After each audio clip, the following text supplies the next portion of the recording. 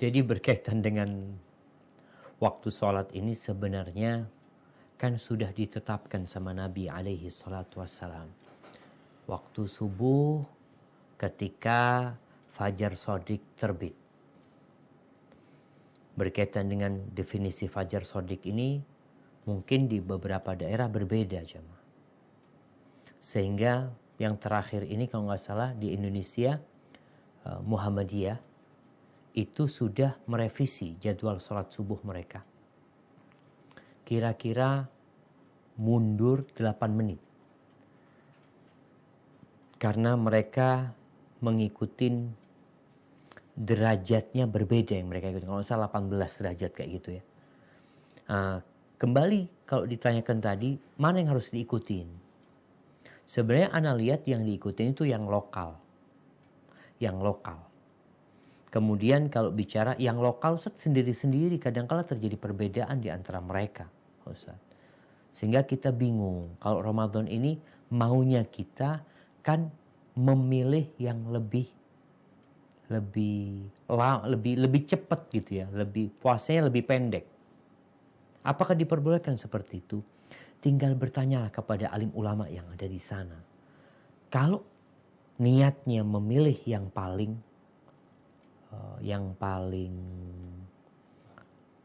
bukan paling lambat ya. Azan subuhnya itu paling lambat agar puasa kita lebih pendek, maka nggak boleh kalau itu tujuannya. Ketika terjadi khilaf sekarang, hukum asalnya fajar itu belum terbit, hukum asalnya. Ketika kita lihat ada dua pendapat yang kita nggak ngerti mana sebenarnya yang lebih benar. Ketika kita nggak paham, maka ambil yang lebih selamat. Ambil yang lebih selamat.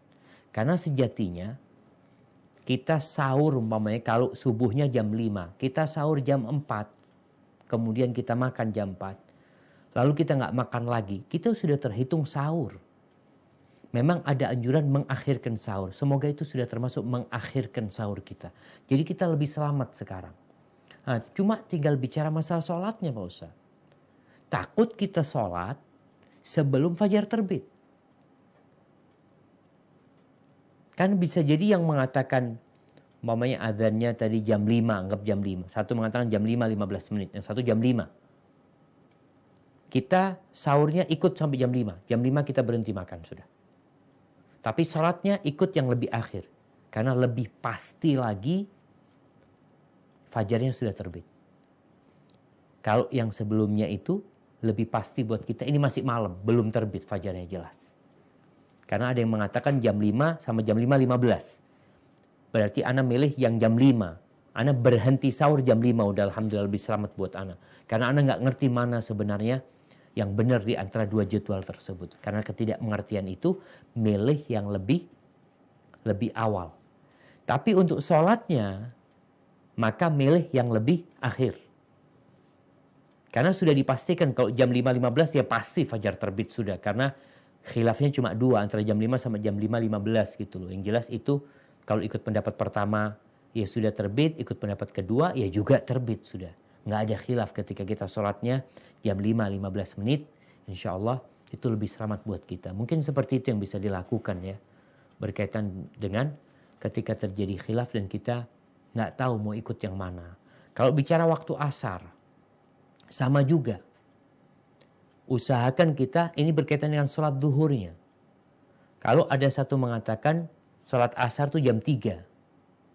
Yang satu mengatakan jam 4. Kan 1 jam jaraknya. Maka untuk yang sholat duhur, usahakan sholat duhurnya sebelum jam 3. Jangan sampai melewati jam 3. Walaupun ada yang mengatakan jam 4.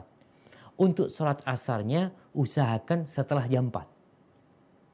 Karena sudah pasti itu masuk waktu asar gitu loh. Tapi kalau kita sholatnya 3:30, menurut yang jam 4, nggak sah sholat kita. Karena itu masih waktu zuhur. Semoga bisa difahami ya. Hadza wallahu a'lam bishawab. Jadi kita lebih berhati-hati memilih yang lebih pasti buat kitanya. Pada waktu sahur, kita memilih yang lebih pasti, yang lebih selamat buat kita. Tapi pada waktu sholat subuh, kita memilih yang lebih pasti untuk terbitnya fajar. Hadza wallahu a'lam bishawab.